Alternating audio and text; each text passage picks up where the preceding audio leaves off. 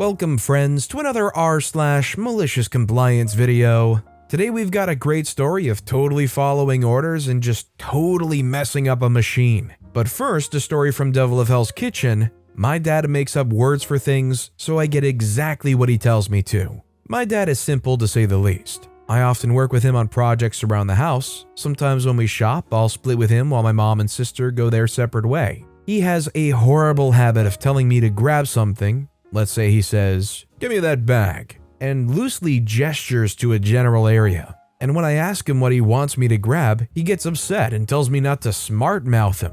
Then, when I inevitably grab every bag in the area he pointed to, he goes over and grabs a box. Not a huge difference, but enough to be a problem. Same with working on cars. He tells me to hand him a wrench, and after I've handed him every wrench in the toolbox, he'll get mad and grab the screwdriver. Or he'll just start saying something and trail off without finishing. And whenever I try and clarify what he was saying, he'll get mad at me for back-talking. Yes, he still expected me to understand what he's saying, and no, it's not due to a medical issue. Also, if he wants me to go grab something from a specific area, he'll gesture loosely and say, "It's over there," and never clarify where he wants me to look for it. Lastly, he'll not say my name. So if there's more than one person, it gets confusing. He, of course, gets upset about me not understanding that either. I tried to have a conversation with him about it, but he just said, "Use your own freaking judgment." So fine, I'm tired of asking for clarification and him getting upset.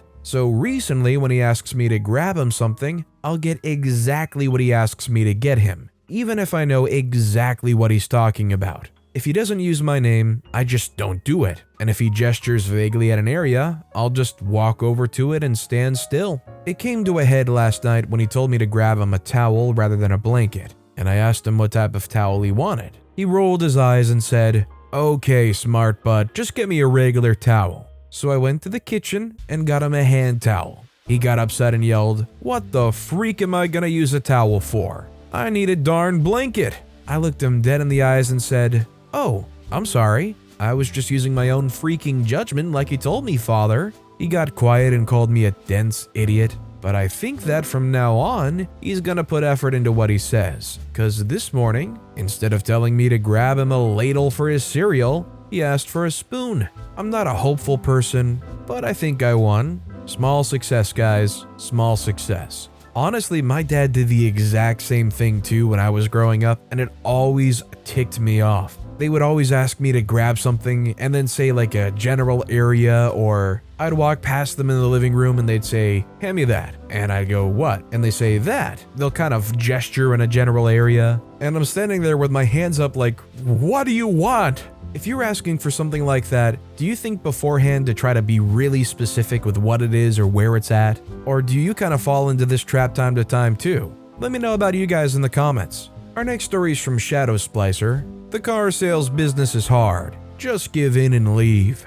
This story is about my previous job at a dealer group, which I actually like pretty well. Still, I wanted in at a particular brand and settled on working at a different store for 6 months and bugging the GM for a position at that one store I wanted to work at. The GM is a great guy and could see that I very much wanted to transfer over there and helped me interview with upper management there, even though the two sales managers weren't really interested in a green pea, somebody new to sales. They gave in after me persisting and gave me a sales position reluctantly. In my first week there, the older manager pulled me to his office, kicked his feet up and said something along the lines of this: "Look man, when you inevitably give up on this job, just don't bother showing up.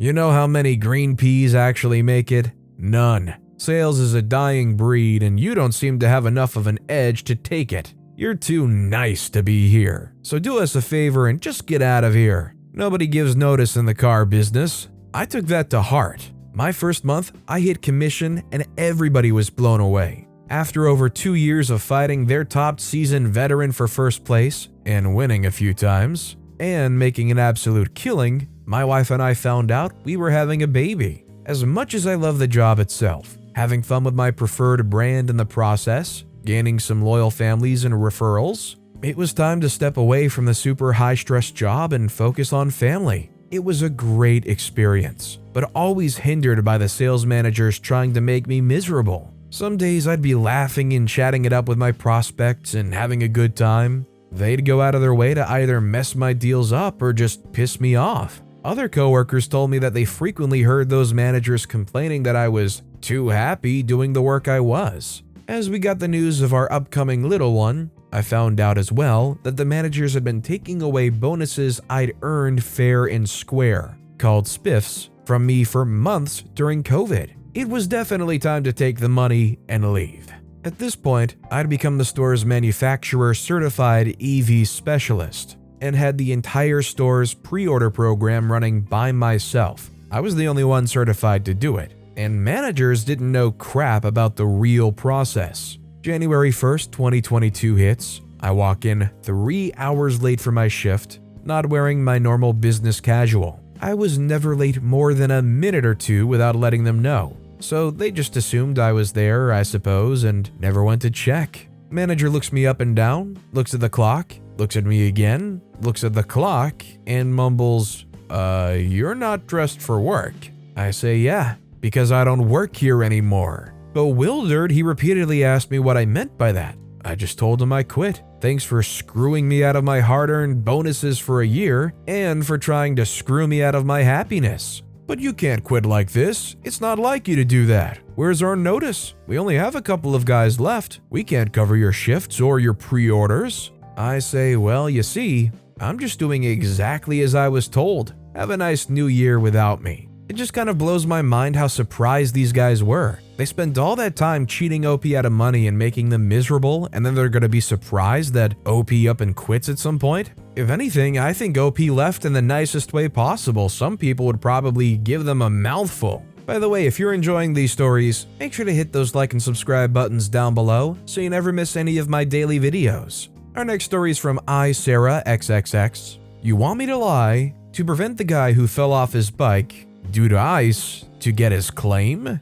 No. So I currently work in a petrol station. I came full circle when I left that job to try for something else and other reasons, but in the end did not work out and landed a job at another petrol station. This story is about the previous one I worked at, which is part of a supermarket during the winter. I arrive at work at 5:45 a.m. just as I walk across the forecourt, and next thing I'm like Bambi while I try not to fall on my butt. Whilst doing this alongside of our duty manager, I said to him, hey, can you request the gritters, who we just passed gridding the main store car park, to maybe give us some love over here too? This could be dangerous for cars coming and going, but in the meantime, I'll just warn cars to drive slow and careful until the gritters come around. He said that's a good call and he'll do that. Well, of course he didn't, so here's what happened next. After a good hour of standing outside in the cold, warning cars to drive slow and careful, I had to come back inside from the cold, plus to help my coworker hold the fort while she went to the bathroom.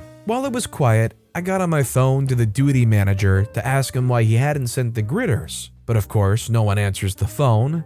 Then I noticed a customer making his way in while shouting, "Are you okay, mate?" I look out the window and I see a man mounted on his motorcycle fueling up, giving a thumbs up, and I thought, oh man, here we go. I asked the customer what happened, and he tells me how he rode his bike over the ice and came off his bike. Of course, this happened so fast, and I was distracted calling the manager that I didn't see the man fall. But I thought CCTV caught this. So the guy who came off his bike enters, and there I am apologizing profusely. I just heard you came off your bike, are you okay? The biker says, just scraped my knee a little and my elbow really hurts, but I'll be fine. I say, are you sure? Look, just come into the back with me. I'll get first aid to check you over and coffee's on me. He says, hey, relax. I'm not gonna make a claim. All is fine. I say, okay, I'm really sorry this happened to you and it's a part of my job to make sure you're okay. He says, I'm okay and don't worry about the coffee. So the biker leaves, but bear in mind, he wasn't really wearing biker protection gear. In the end, we found bags of salt and some storage, and we took it upon ourselves to grit the forecourt ourselves, considering this was not our job to do so. A week later, my boss calls me on my day off to tell me there's a statement form I needed to fill out when I come into work next. I straight up ask, this is about the guy who came off his bike, isn't it? She says, yeah, he's making a claim.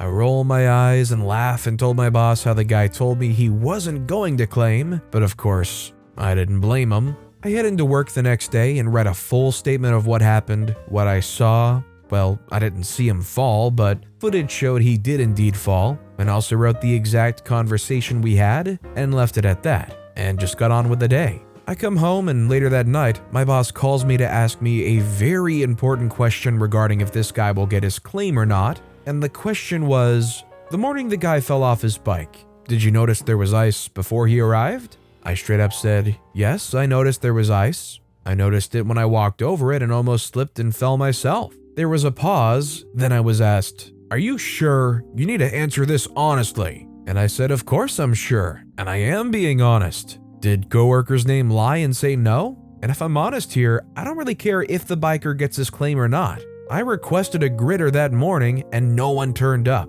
I even called duty manager to not ask, but tell him we needed a gritter. I know what happened isn't personally my fault, as I tried as far as my duties are to prevent accidents such as this happening. The boss cuts me off and says, your answer here is very important here, emphasizing the words your answer and important. You're saying you did notice ice? Then I said, I'm not going to lie to possibly prevent a guy to win some I hurt myself money. That's my answer and I'm sticking with it. Good night. Hangs up. Don't know if that guy got his claim or not, but all of this would have been prevented if someone did their job right. I wonder if I would be able to stick to my guns here if I was getting pressured like that. If you were working a job like this and they were pressuring you on the phone to basically say, no, I didn't notice the ice, would you hold steadfast and say you did see that ice and help that guy out with their claim? Or do you think, considering the pressure the boss is putting on you, would you maybe fold to that? Let me know what you would do in the comments. This next story is from Mallory454, Winter Driving. Early 1990s, my teammate and I had both just started driving trucks. About a month after we started, my teammate jackknifed the truck on a patch of ice at 0530 in Santa Rosa, New Mexico. He wasn't doing anything wrong at the time, other than being out there in the first place, just bad luck. When the accident was reviewed by the company, the first two levels of review, senior and highly experienced drivers, cleared him of fault. It's winter, it happens, it sucks. The final review was by our fleet manager, non-driver. His only concern was the cost of the damage to the truck. He declared my teammate to be at fault, and his was the ruling decision. When this happened, our question was, what should we have done differently? His answer, sometimes you have to make the decision not to go. He was right. On the day of the accident, 0530, still pitch dark, the sun came up and melted all the ice on the road. By 0900, everyone on the highways was 65 miles an hour plus. We took this as a lesson learned. So a couple of months go by. My teammate is now terrified of any snow or ice. We got caught on the north side of Mount Ashland Pass on I-5 when the chain laws go up. My teammate absolutely refuses to even consider going across the road until it's clear and the chain laws are lifted. As I'm still a grass-green driver, I'm not thrilled about the idea either. We decide to hunker down and wait out the storm. My teammate had cousins who lived nearby and we stayed with them. Meanwhile, our fleet manager is not happy. Going on day 3 and the customer wants to know where his freight is,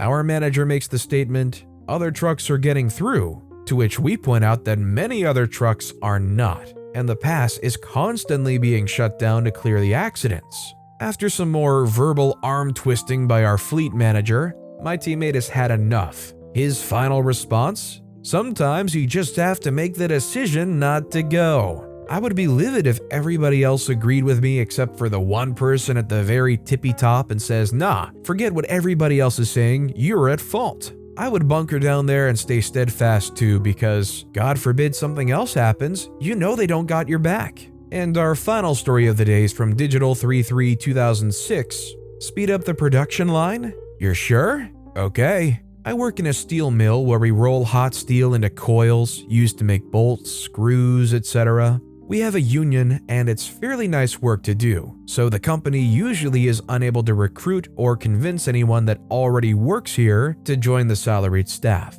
They end up getting these random people off with no prior experience. The company then puts these foremen for like 2 weeks of training with another one and then have them fend for themselves. Most are usually cognizant of their inexperience and listen to the union employees when problems occur. This one particular foreman, however, felt he was God's gift to middle management and thought he knew better than anyone.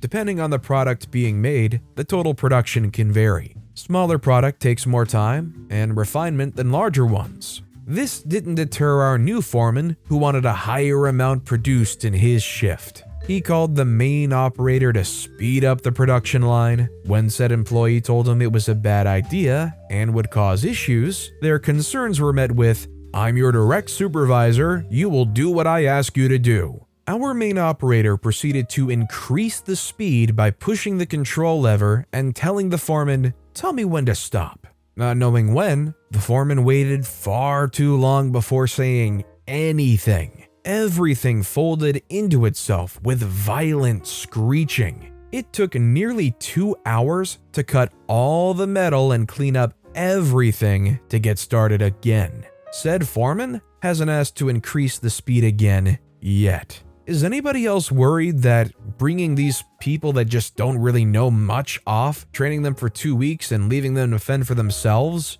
is maybe going to get somebody seriously injured? I'm no lawyer, I'm no expert here, but to me this sounds like a major liability case at hand here. All it takes is for another one of these God's gifts foremans to come in here and demand another crazy thing, and somehow have the authority to just make everybody go, "Sir, yes, sir," and God knows what could happen to somebody else. But with that being said, that's all the time we have for today. Now, if you want to hear another malicious compliance story that was crazier than any of the ones in this video, click on that left video. Or if you missed my latest video, click on the right. But with that said, I'll see you all next time with some more stories.